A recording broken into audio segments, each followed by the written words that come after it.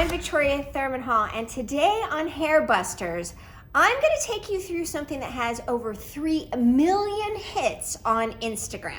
That's right, folks. We're going to talk about Airtouch. With so many people doing it on Instagram, asking me questions, I get pinged all the time. Is this okay? Is this not okay? Today, we're going to kind of debunk it and then talk about a little bit.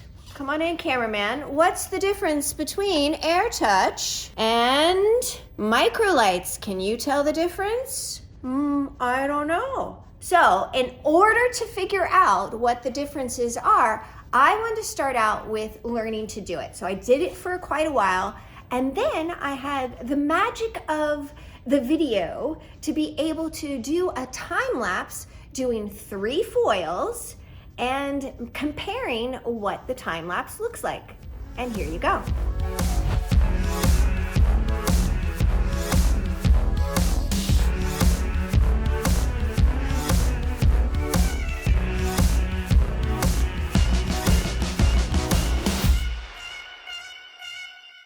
So in the time lapse, you see there's only a 2-second difference between Babylights, Microlights, kind of what I like to call them, and the Airtouch procedure. So just 2 seconds.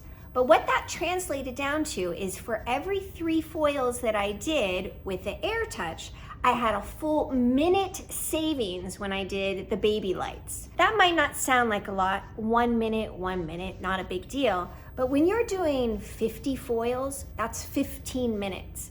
And I've seen you guys, you're not doing just 50 foils, you're doing 100 foils. And that translates to 30 minutes savings.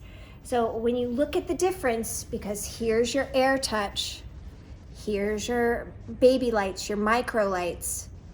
When you see the difference, let me tilt her down so you can see her. There's not a lot of difference between the 2 different techniques. The time savings, that might be something else. So let me give it to you guys. Is this approved or is it busted?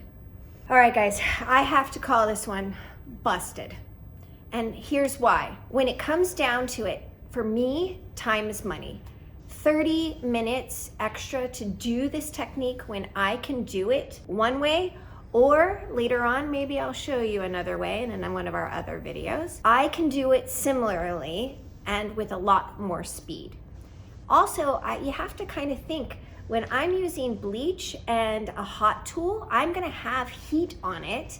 And is that something that we wanna do? And I know I've read your comments. You guys are like, well, oh, use the cool shot. Well, still, it goes back to the time for me then.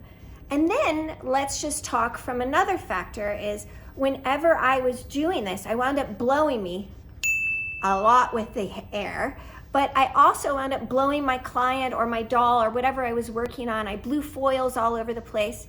And just lastly, like even though I use a quiet blow dryer, there's still a lot of noise. And sometimes I want to be able to talk to my guest.